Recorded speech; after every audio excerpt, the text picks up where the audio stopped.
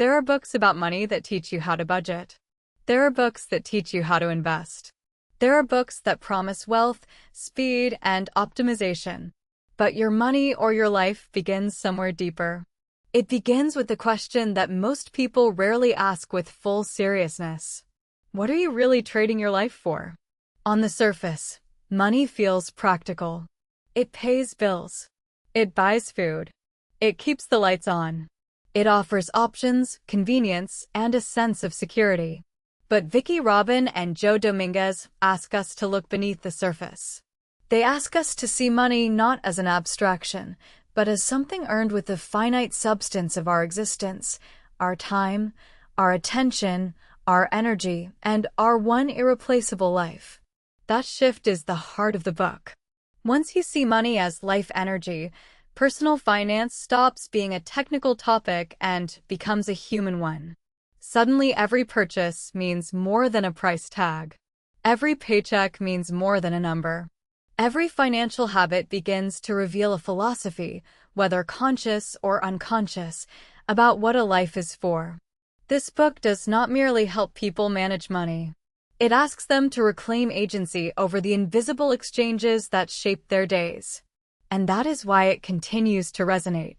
It speaks not only to people who feel financially stressed, but also to people who feel vaguely uneasy, overworked, overcommit, and uncertain whether their current way of living is really adding up to something meaningful. In this narration, we will walk through the central ideas of the book, not as quick tips, but as a gradual reorientation. We will explore how the authors redefine work, spending, fulfillment, enoughness, and freedom. We will look at the habits they recommend, the worldview beneath them, and the reason this book became so influential in conversations about financial independence and conscious living. But most of all, we will stay close to the book's most powerful insight. Money matters because life matters. And if we forget that order, we may spend years chasing numbers while slowly losing sight of the life those numbers were supposed to support. The most important idea in your money or your life can be expressed in a single phrase. Money is something you trade your life energy for. That may sound simple, but it has enormous consequences once you let it sink in. In ordinary life, money tends to become detached from the effort that produced it. A paycheck arrives through direct deposit. Purchases are made with cards or apps. Financial life becomes digital, frictionless, and abstract. But the authors want to reverse that abstraction. They want you to reconnect money to lived experience. Think about what earning actually involves. It involves waking up at a certain time, commuting or preparing, managing stress, solving problems, pleasing clients or supervisors, carrying mental burdens home with you, and arranging your entire schedule around the demands of work. Even when work is meaningful, it still requires energy. And when work is exhausting, misaligned, or emotionally draining, the cost is even greater. So when you spend money, you are not merely parting with currency. You are parting with a condensed form of your life. Once you begin viewing money this way, the logic of consumption starts to change. A purchase is no longer only a matter of whether you can afford it. It becomes a question of whether it deserves a piece of your life. Was the amount of time and energy required to earn it worth the satisfaction, utility, or beauty it brings? Did it support your values, your peace, your relationships, your health, your freedom? Or did it simply help you numb fatigue, display status, avoid discomfort, or keep up with a social script that no longer feels convincing? The power of the life energy concept is that it restores moral and emotional seriousness to routine decisions. It does not tell you what to value. It tells you to recognize that you are always valuing something, whether consciously or not. It also challenges one of the great illusions of modern life, the illusion that more income automatically means a better life. More income can help. It can relieve hardship. It can widen choice. But if earning more requires more stress, more dependence, more time away from what matters, and more spending just to sustain the strain, then the gain may not be what it first appears to be. The authors are not anti-money. They are anti-unconscious exchange. They want money to become transparent again, so that your financial life reflects your actual priorities rather than inherited assumptions. One reason this book lands so deeply is that it describes a pattern many people recognize but struggle to name. Work harder, earn more, spend more, feel tired, buy relief, and then keep working to pay for the life that is supposed to justify all that effort. The pattern is common enough to feel normal, yet the authors treat it as a trap. Not because work itself is bad, and not because comfort is bad, but because the cycle often becomes self-reinforcing. People adapt to their income, then quickly begin adapting their expenses upward as well.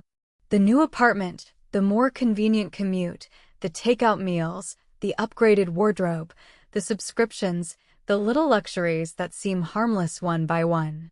Soon the lifestyle feels necessary, and the job that funds it becomes harder to question. This is how money can reduce freedom even while increasing purchasing power.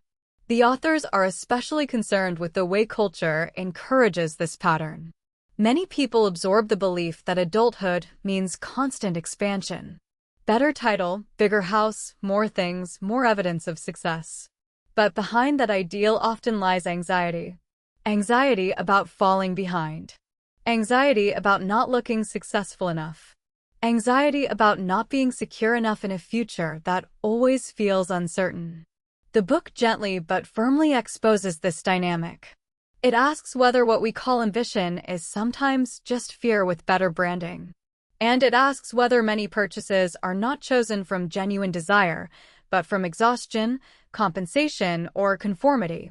This part of the book is important because it moves beyond the simplistic idea that people only struggle financially because they lack discipline.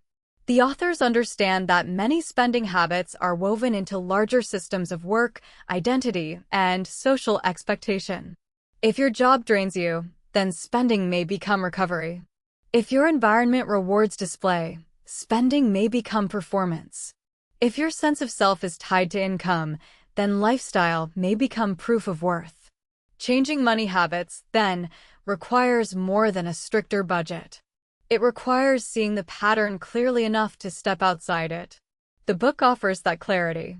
It says, in effect, you are not crazy if something about this arrangement feels off. It may be off. You may be living inside a structure that promises fulfillment while quietly consuming the very time and energy needed to experience it. The first act of freedom is noticing that. After establishing the philosophical foundation, the book becomes intensely practical. Its practical method begins with honesty. Not self-criticism, not panic, and not vague financial guilt, but precise observation. The authors believe that confusion about money survives because people often refuse to look directly at reality. They may know they feel stressed. They may know they are spending too much, saving too little, or carrying too much uncertainty. But they often operate with rough impressions instead of facts. Your money or your life insists on replacing impression with awareness. Where has your money come from over the course of your life? Where has it gone? What do you own? What do you owe? What are your current monthly expenses really, not approximately, but actually?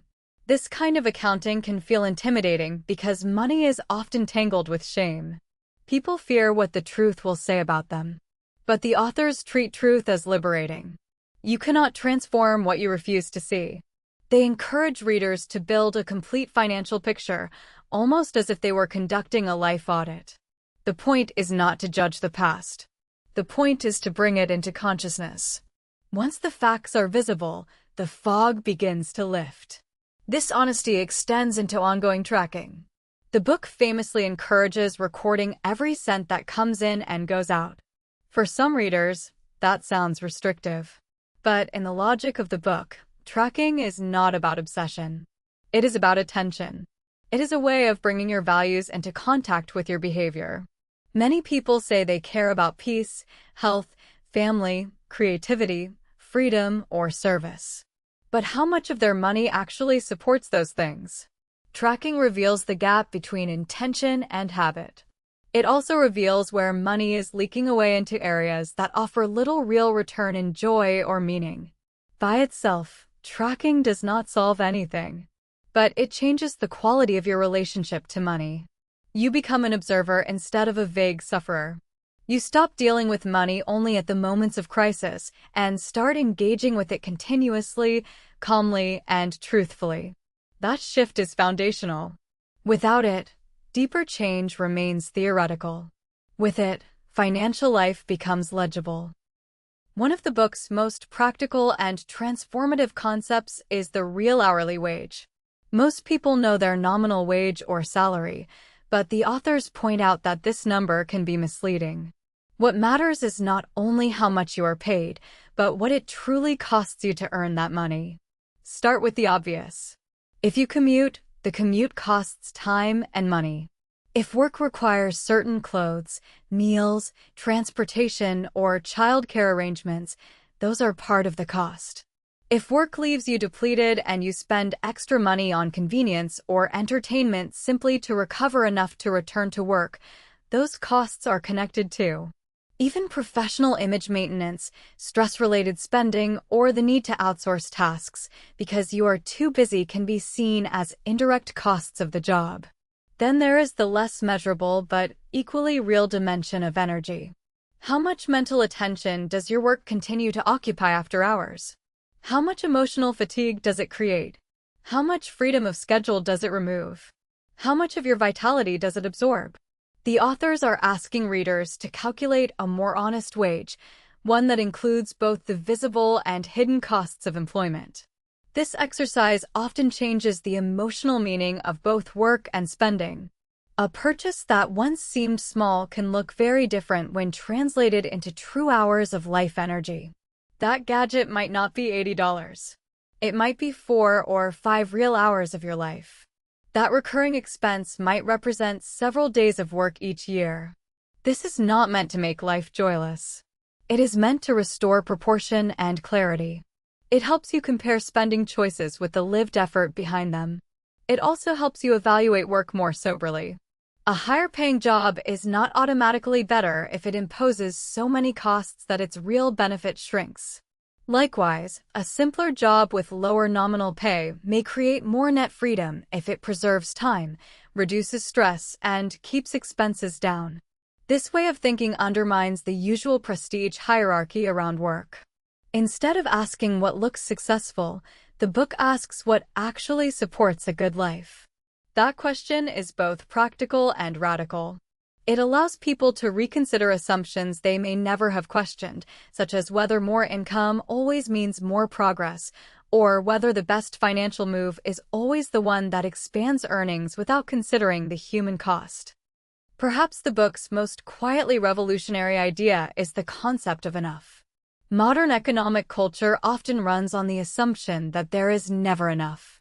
Not enough income, not enough security, not enough convenience, not enough status, not enough proof that you are doing well.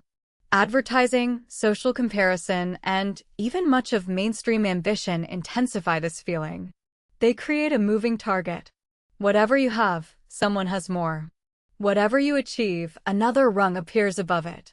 Your money or your life resists that logic. It suggests that freedom begins not only with earning or saving, but with discovering what is enough for you. Enoughness is not mediocrity. It is discernment.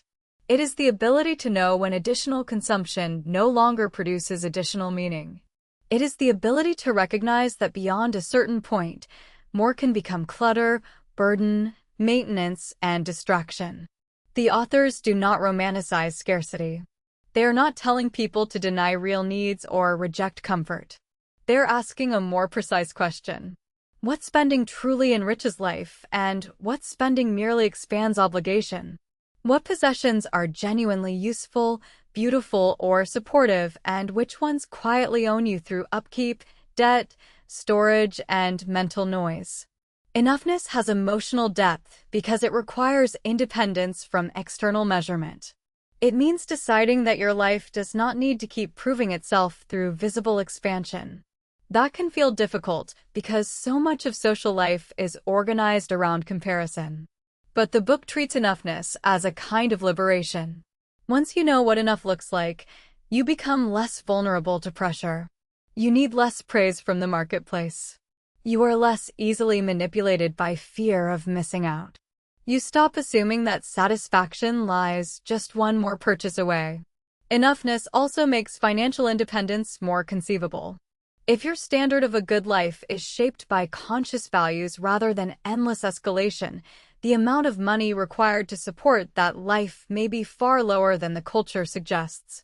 In that sense, enoughness is not merely moral. It is strategic. It reduces the distance between where you are and where freedom begins. The book is widely known for its 9-step program, and while many readers remember individual ideas, the deeper intention is to create a sustained practice of awareness. The steps are not random tips. They form a sequence that helps readers shift from confusion to clarity, from passivity to participation. The early steps ask you to make peace with the past, understand your current financial condition, and track the flow of money with precision. That alone begins to reduce anxiety because the unknown becomes known. Then the program moves toward evaluation. Each expense category is not just recorded, but questioned. Did this spending bring fulfillment proportionate to the life energy it cost?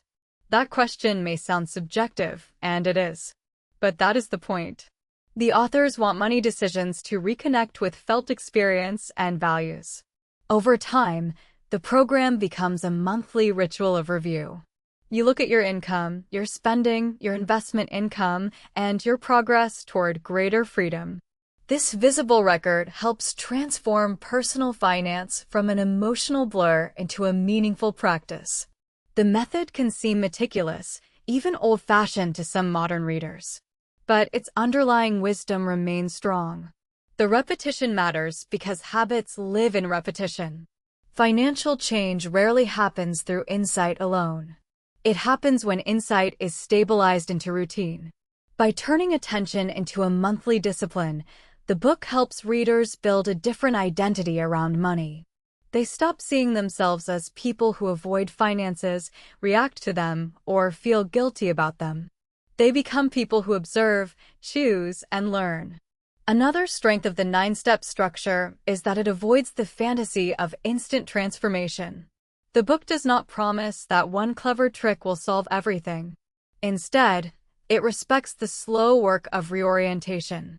Month by month, readers gather evidence about what they value, what they waste, what they fear, and what kind of life is becoming possible. That patience is important. A new financial life is not just a rearranged spreadsheet. It is a rearranged relationship with work, consumption, and self-understanding. When people hear the phrase financial independence today, they often think of a modern movement focused on extreme saving, aggressive investing, and retiring as early as possible. Your money or your life helped shape that conversation, but its own vision of independence is more spacious and reflective. For Robin and Dominguez, financial independence is not a race to escape work at any cost. It is the condition in which your basic living expenses can be covered by income from accumulated capital, reducing the need to work for money out of fear or necessity. That definition matters because it reframes the role of work. Work no longer has to disappear, but it can change meaning. It can become chosen rather than compulsory. It can become service, craft, contribution, or interest rather than mere survival. The authors care deeply about this distinction because they see compulsory work as one of the main forces distorting modern life. When people must always chase income to sustain a bloated cost structure, they have little room to ask what they truly want to do with their time. Financial independence opens that room. It offers the possibility of agency. That agency may be used for paid work, creative work, family care, volunteering, learning, rest, or some combination of all of these. The point is not idleness. The point is freedom from automatic dependence on the next paycheck. This vision is also less individualistic than it might first appear. The authors connect personal sufficiency with broader concerns about community and the planet. If people need less to live well, they may consume less, waste less, and relate to the world less extractively. In that sense, financial independence is not only about private comfort. It can also support a more sustainable and less frantic way of life. The book's version of freedom is therefore richer than simple escape. It is freedom to live deliberately, to make choices with less fear, and to align action with values. One reason this book still feels fresh is that it understands money as emotional and psychological, not merely numerical. People rarely overspend, overwork, or avoid financial clarity for purely logical reasons. Money is tied to identity. It becomes a symbol of competence, adulthood, safety, attractiveness, belonging, success, and even love. If those emotional meanings remain unseen, practical advice often fails. You may know what you should do, but still find yourself acting against your own interests. The authors approach this gently. They do not reduce people to bad habits. Instead, they show that many financial behaviors are forms of adaptation. Some people spend to comfort themselves after draining work. Some spend to keep up with a peer group. Some chase income because stopping would feel like losing status or worth. Some avoid financial records because the truth feels threatening. By inviting readers to examine the fulfillment value of spending, the book shifts attention inward. Did this expense genuinely make life better? Did it create peace, usefulness, connection, beauty, or health? Or did it merely deliver a momentary hit followed by more clutter and dependency? This is not a moral purity test. It is a way of learning what actually nourishes you. Over time, that learning can be profound. You may discover that some things you assumed were essential are not. You may find that the pleasures you value most are cheaper than you thought. Or you may realize that certain expensive commitments are worth it because they truly support your deepest priorities. The book does not prescribe a single ideal lifestyle. It prescribes awareness. It wants your finances to become an expression of what genuinely matters, not a reflexive performance of what is supposed to matter. That is why the book feels as much like a philosophy of life as a manual of money. Although your money or your life emerged in an earlier era, its central questions remain remarkably current. In some ways, they may be even more urgent now. Digital spending has made money more frictionless. Subscription models make expenses easier to ignore. Remote work has blurred the boundaries between labor and life. Online comparison intensifies the feeling that everyone else is doing better, earning more, traveling more, upgrading faster. Side hustles, productivity culture, and personal branding can make every spare hour feel monetizable. Under those conditions, the book's insistence on protecting life energy feels deeply relevant. How might a modern reader apply its ideas? First, by slowing down enough to measure reality. Not just account balances, but total recurring obligations, hidden lifestyle costs, and the actual emotional effect of current spending. Second, by calculating a modern version of the real hourly wage, including time lost to digital availability, stress, commuting, recovery spending, and fragmented attention. Third, by doing a fulfillment review of expenses. Which subscriptions, conveniences, purchases, and habits truly make life better, and which simply continue because they are easy, automatic, or socially expected. Fourth, by deliberately defining enough. What level of housing, transportation, entertainment, flexibility, and savings would support a good life without constant escalation? Fifth, by turning savings and investing into tools of autonomy instead of status. The book does not ask for perfection. It asks for alignment. Its method can be adapted. Some readers will use apps instead of paper charts.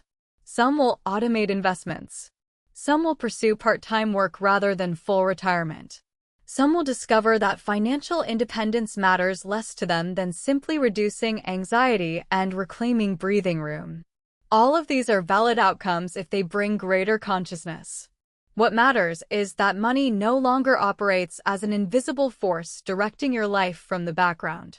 Instead, it becomes something you see clearly, use purposefully, and place in service of values that feel fully your own. If we gather the book's lessons into a few central truths, they sound like this. First, money is never just money. It represents life energy, and that makes every financial decision more significant than it appears.